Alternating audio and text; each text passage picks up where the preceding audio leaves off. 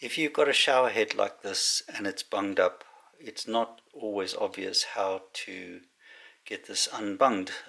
I thought that there's ways of getting this top off, was either to prise this middle bit off over here or try and prise this bit off here, but it doesn't work like that.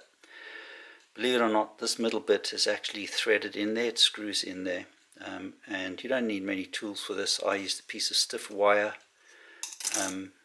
You can put the wire in one of the holes that you can see, one of these little holes here, and with a bit of elbow grease you can get this middle bit to unscrew.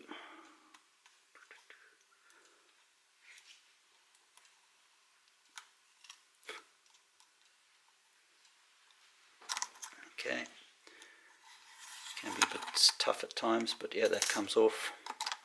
There's another little black bit inside of this which comes loose, and then inside there you'll see a crosshead screw. So obviously get that out.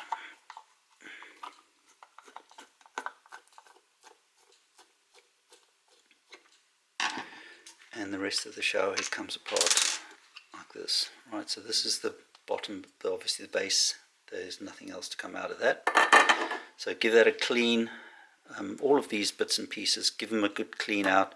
The ones that have got little holes, I used a map pin needle just to clean the little holes out. Again, there's more holes over here for you to clean out. This all sort of comes apart like this. Give those holes a good clean, and once you have, rinse out the back to get rid of any muck that's in there.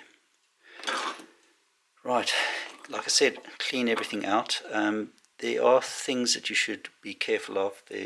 I wouldn't bother getting rid of any of the O-rings that are in there, just leave them there. Just make sure everything's nice and clean inside. There is one O-ring here that you need to be very careful about. If that does come apart, you can see that it's got a sort of a lip or flange on one side of the O-ring, and you need to make sure that when you put it back onto this bit here, that the flange is on the bottom part of it, so it's flush to the actual grey thing that we've got here. Right, now you'll notice on this one there's this little wedge shape thing here, and that needs to fit onto that wedge shape over there, so be careful to put that in. Okay, and then the rest goes back pretty simply.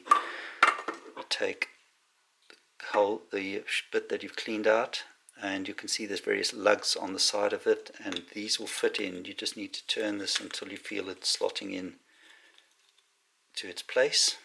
So that's fine. I think you need to line up this hole here where my right thumb is to this little black spring loaded hole there.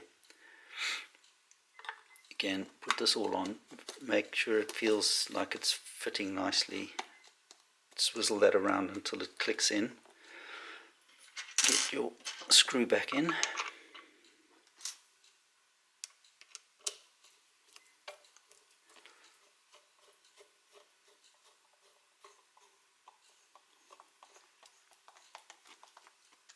Check if it all looks up, there's no gaps anywhere, it looks fine.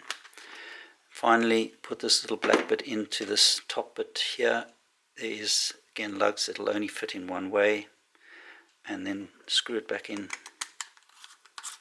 Don't tighten it too much, otherwise next time you've got this job it's going to be even harder. So yeah, I'll just take my stiff wire and just give it a little bit of a tug. So that's it, all done and dusted. Shower head should give you at least a month or two's good flow, and hopefully this video has been used to you. Cheers.